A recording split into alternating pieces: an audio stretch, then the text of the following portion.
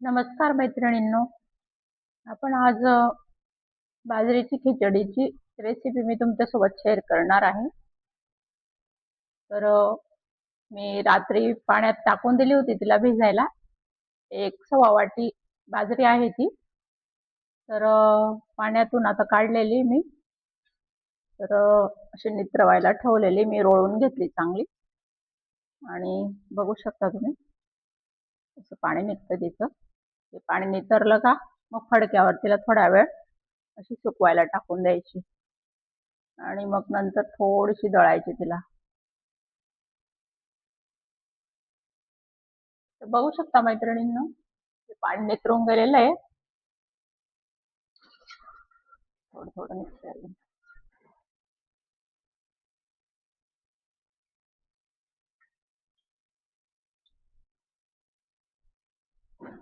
त्याला कपड्यावर, कॉटनच्या कपड्यावर टाकून द्यायचं.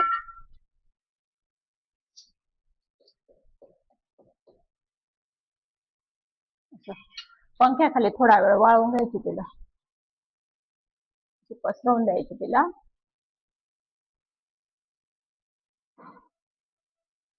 आणि ओलेपणा सगळं असं शोषला जातो कपड्यामध्ये आणि थोडी सुकून जाते ती. इतकी सुकवायची की तिला असे हाताला असं ओलेपणा लागायला नको. एकदम सुकून जा, म्हणजे असं कोरडं कोरडं असं हात फिरवल्यावर असं हात ओला नको व्हायला पाहिजे, इतक्या प्रमाणात सुकवून टाकायचे तिला पंख्याखाली.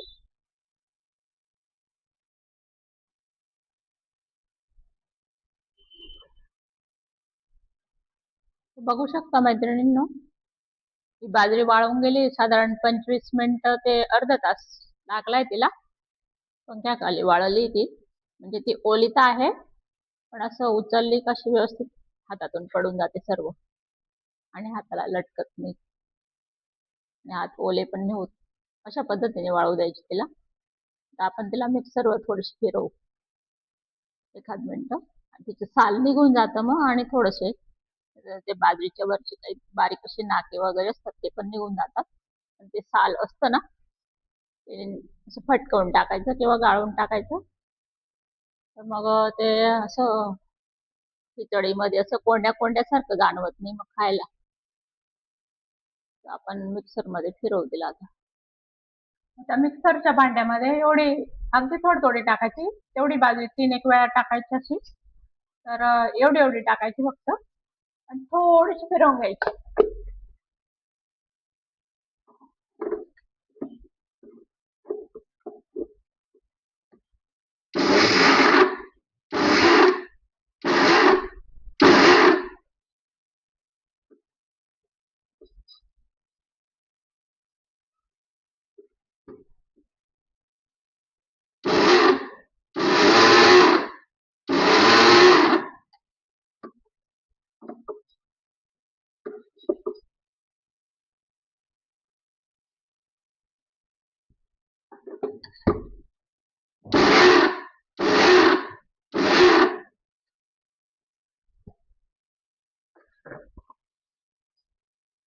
अशा प्रमाणात फिरवून घ्यायची तिला. बघू शकता तुम्ही. तिचं पेट पण नको व्हायला, आणि थोडेसे छोटे छोटे बारीक, म्हणजे अर्धे अर्ध तुकडं, काही काही राहते अख्खे अख्खे, पण काही काही थोडे तुकडे पण होऊन जातात. अशी ठेवायची आणि साल निघून जातं असं असं.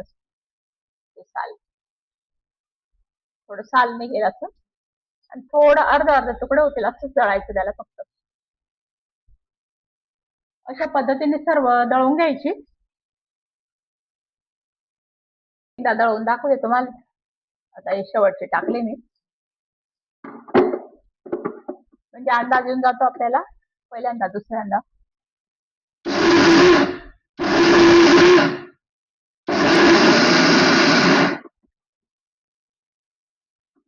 बस असं 3 ते 4 वेळा असं फिरवायचं, छान होऊन जाते. सालबे निघून जात ती.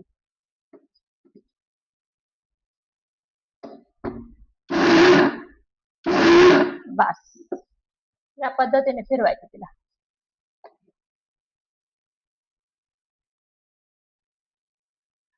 तर मी अशा पद्धतीने दळून घेतलेलं आहे. थोडं थोडे तुकडे पण झाले छान. आणि आता हे आपण आहे ना ही गाळणी ना याच्याने तसं त्याचं भुगा वगैरे निघून जातो. पीठ भुगा म्हणजे खिचडी करताना ते खाली चिटकत नाही, मग चटकत नाही. असं काढून टाकायचं गाळून. ते बाजरीचे तोंडे असतात ना ते पण निघून जातात. असं गाळून टाकायचं, कोंड वगैरे पण निघून जातं थोडं. असं अशा पद्धतीने निघतं हे. काढून टाकायचे, फेकून द्यायचं. ते वापरायचं नाही खिचडीला. नाही तर ते असं कोंड्या कोंड्यासारखं जाणवतं, ते तोंडामध्ये चांगलं नाही लागत. नंतर हे जे उरलेलं असतं ना त्याला असं ताटात किंवा सुपड्यात टाकायचं आणि असं फटकावून घ्यायचं त्याला. ते असं कोंडा निघतो, त्याचं साल असतं ना वरचं बाजरीचं, ते असं असं असं निघून जातं.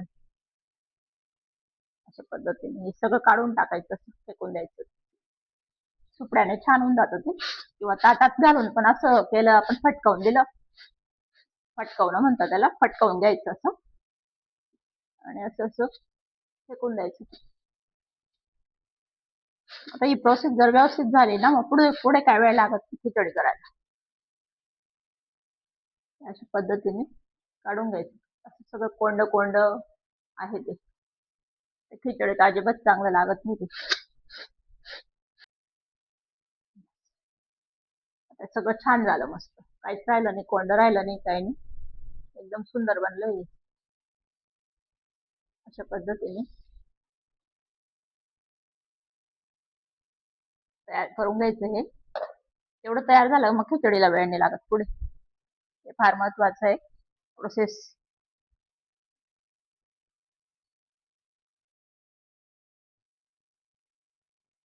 तर मैत्रिणींनो, ही भरड आपली तयार आहे. एक वाटी भरड घेतली मी ती बाजरीची. जवळजवळ 12-13 तास भिजवलेली मी तिला. रात्री काल संध्याकाळी पाण्यात टाकून दिली होती मी तिला. आणि अर्ध्या वाटीला थोडीशी कमी डाळ घेतलेली तुरीची, कोरडी डाळ घेतलेली मी, 1.5 मूठ घेतलेली मी ती.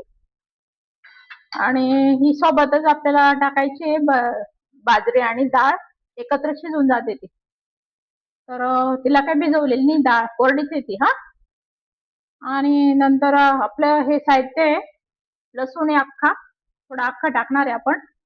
आणि थोडंसं लसूणचं, 10-12 लसूणचं मी 8-10 लसूणचं असं बारीक केलेलं आहे मी मिश्रण, बारीक पेस्ट केलेली आहे. थोडंसं अद्रक आहे, नंतर मोहरी, जिरं, चटणी, हळद, थोडेसे खोबऱ्याचे काप आहेत. तुम्हाला वाटलं टाका, नाही टाकले तर चालतील. आणि थोडा कढीपत्ता, थोडे शेंगदाणे भिजवून घेतलेले आहेत ते शेंगदाणे 15-20 मिनिटं, आणि पाण्यातून काढून घेतलेले आहेत त्याला. आणि एक टमाटा चिरलेला आहे, आणि एक बटाटा असं मोठ्या मोठ्या आकारात चिरलेला आहे. आणि हे 2 मिडियम साईजचे 2 कांदे चिरलेले आहेत असे. आता आपण सुरुवात करूया.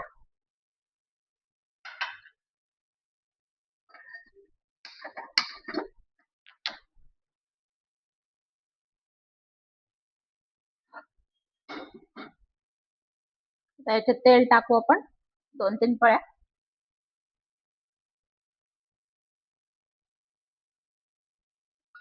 तुम्हाला तूप टाकायचं, तूप पण टाकू शकता तुम्ही.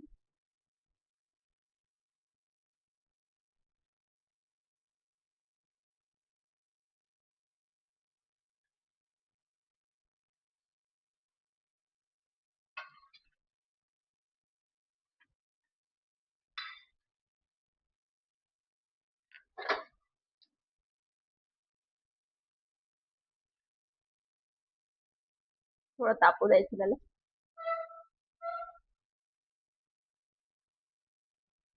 ही रेसिपी मी माझ्या बहिणीकडून शिकलेली आहे. तर या रेसिपीला बक्षीस मिळालं होतं.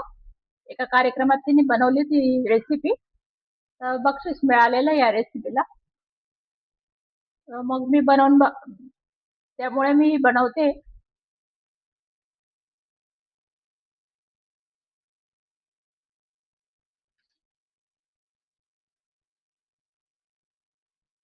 जिरं टाकायचं थोडं. थोडी मोहरी टाकायची आणि अख्खे लसूण तळून घ्यायचे.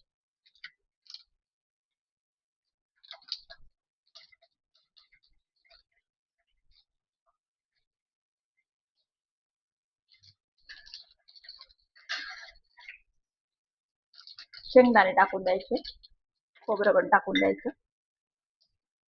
गॅस थोडा कमी करून घ्यायचा, म्हणजे घाई होत नाही तळायला आपल्याला.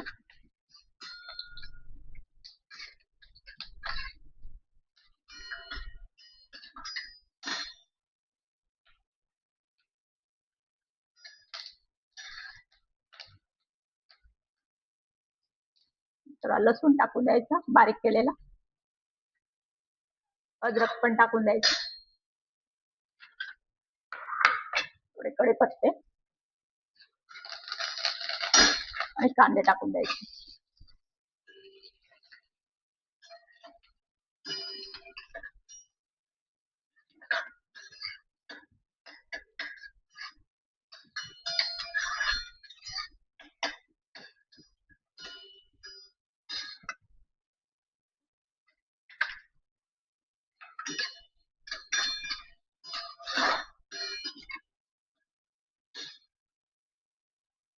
गॅस फुल करून घ्यायचा. आता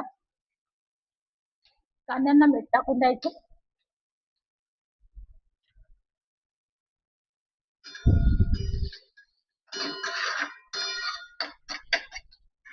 बटाटे पण याच्यात टाकून द्यायचे, त्यांना छान खारटून जातात ते.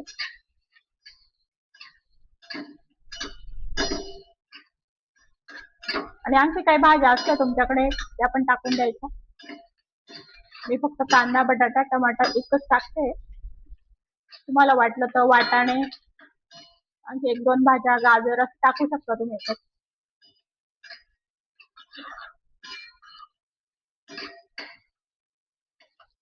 आता गाजरचा सीझन नाही, त्यामुळे गाजर नाही मिळत अजून.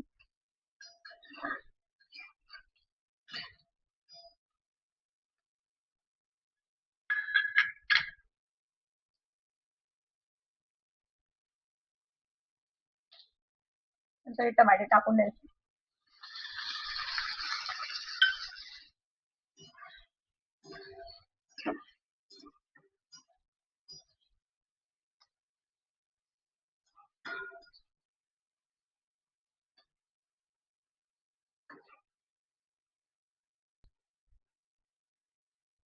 डाळ धुवून घेतली पाण्यातून.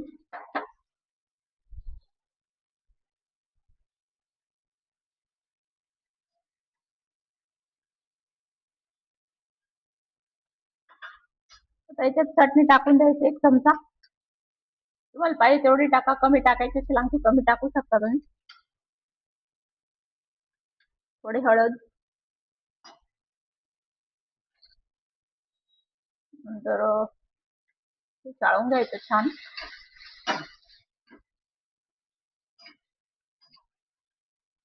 भरड टाकून द्यायची बाजरीचं.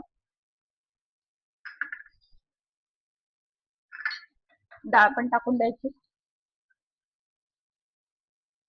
खिचडी सारखीच प्रोसेस आहे ती. तुम्हाला वाटलं तर याच्यात एक मूठ तांदूळ पण टाकून द्यायचे.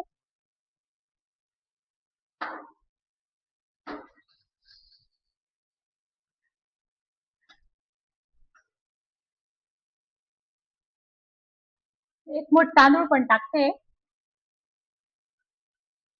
धुवून घेतले छान. लगेच असं धुतले आणि टाकले, असं काय भिजवायला ठेवले नाही त्यांना. डायरेक्ट टाकलेले शिजून जातात ते, डाळ पण आणि तांदूळ पण. पाणी गरम करायला ठेवलंय बाजूला.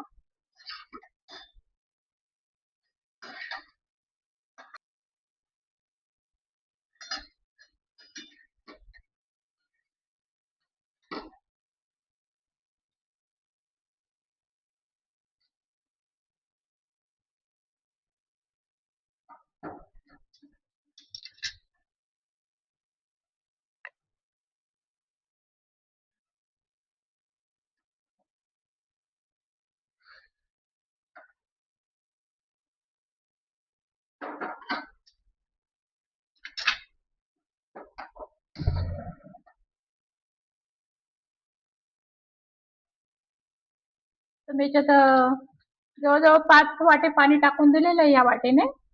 मी माझं सगळं म्हणजे 1.5 पावणे 2 वाटी होतं हे सगळं. असं समजा तुम्ही 1 वाटी जर असलं सगळं डाळ, तांदूळ वगैरे सगळं मिळून बाजरी, तर त्याला 3 पट आणखी टाकून द्यायचं पाणी. असं असं प्रमाण ठेवायचं. आणि थोडं जास्त पण झालं तर काही होत नाही त्याला. थोडी पतली पतली छान लागते ती खायला पण. तर भरपूर पाणी टाकून द्यायचं. तर मी 5 वाट्या पाणी टाकून दिलेलं आहे. आणि पुरेसं मीठ टाकून द्यायचं चवीनुसार. कोथिंबीर टाकून द्यायची सर्व.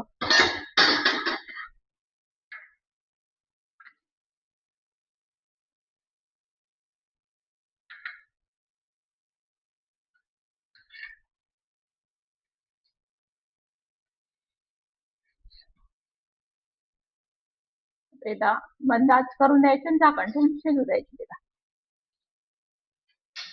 आणि कुकरमध्ये जर करायची असली तर 1 शिट्टी करून घ्यायची आधी. आणि नंतर मग मंद आच करायची आणि 7-8 मिनिटं तिला मंद आचेवर कुकरमध्ये होऊ द्यायची तिला. आणि मग गॅस बंद करून द्यायचा. तर आपण कढईतच करतो तिला, त्यामुळे झाकण ठेवून द्यायचं तिला. मध्ये मध्ये बघता पण येते मग तिला तळायला.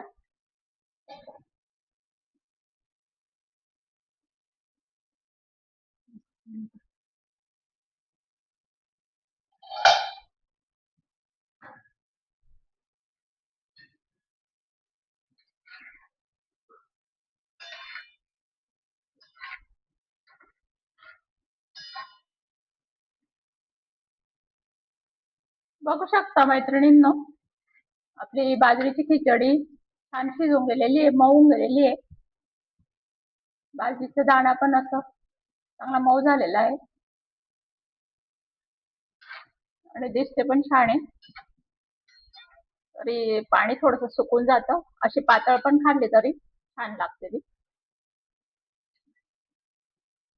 थोडस चवीला वरून असं 1-2 चमचे तूप टाकून द्यायचं.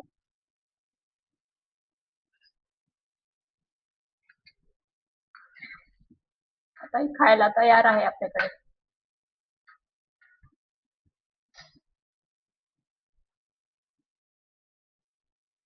पाहू शकता मैत्रिणींनो, आपली खिचडी बाजरीची तयार आहे.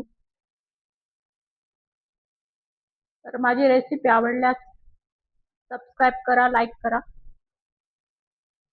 अशाच चांगल्या रेसिपी सोबत भेटूया. थँक्यू. बाय.